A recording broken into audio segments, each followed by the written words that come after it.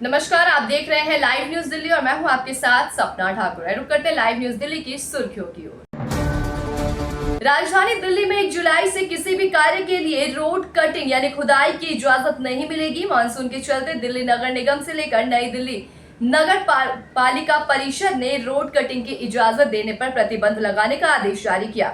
स्थानीय निकायों के अनुसार मानसून में 1 जुलाई से 30 सितंबर तक कोई इजाजत नहीं होगी। आपातकालीन स्थिति होगी तो मामले को देखते हुए एनडीएमसी के चेयरमैन और एमसीडी के सक्षम प्राधिकारी की मंजूरी के बाद ही रोड कटिंग की इजाजत मिल सकेगी। उल्लेखनीय है कि राजधानी दिल्ली में सड़क की खुदाई की जरूरत विभिन्न एजेंसियों द्वारा पाइपलाइन डालने, तार, केबल, ऑप्टिकल फाइबर और अन्य भूमिगत कार्य बिछाने या मरम्मत के लिए ये इजाजत लेनी जरूरी होगी।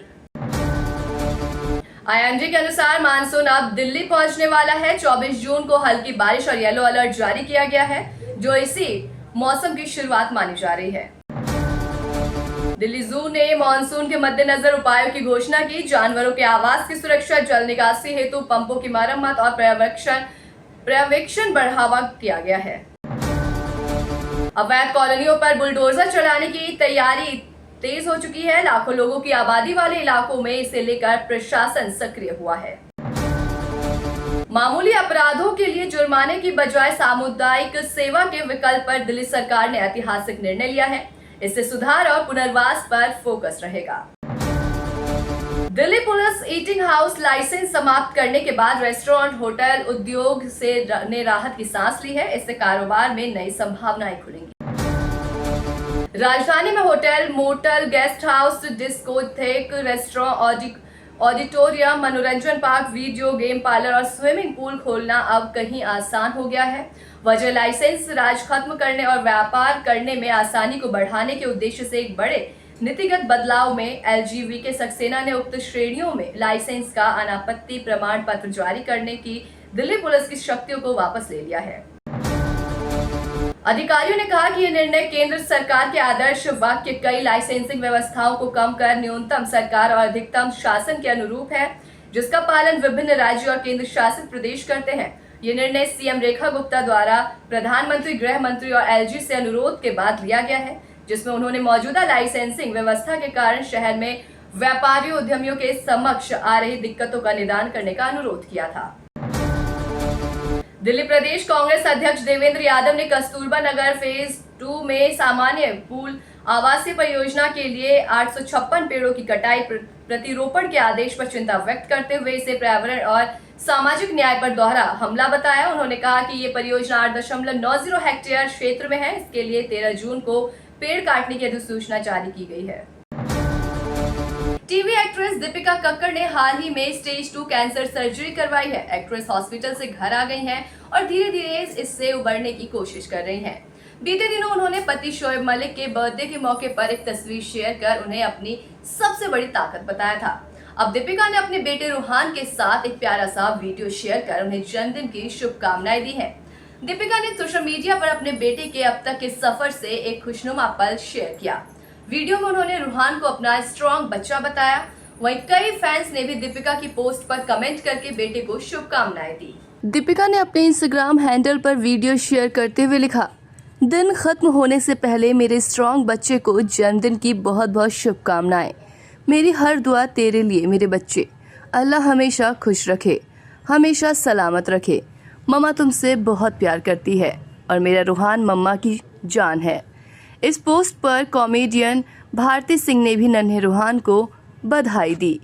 हाल ही में दीपिका कक्कड़ के पति शोएब इब्राहिम के जन्मदिन पर इंस्टाग्राम पर एक भावुक पोस्ट शेयर की थी, जिसने फैंस को भी इमोशनल कर दिया था। बिग बॉस 12 की विजेता ने इस पोस्ट में अपने दिल की बात कही और शोएब को उनके अटूट समर्थन के लिए धन्यवाद दिया। एक्ट्रेस ने पिछले दिनों स्वास्थ्य को लेकर बहुत कुछ झेला है और इस कठिन दौर में उनका साथ देने के लिए उन्होंने पति शोएब को धन्यवाद भी दिया है।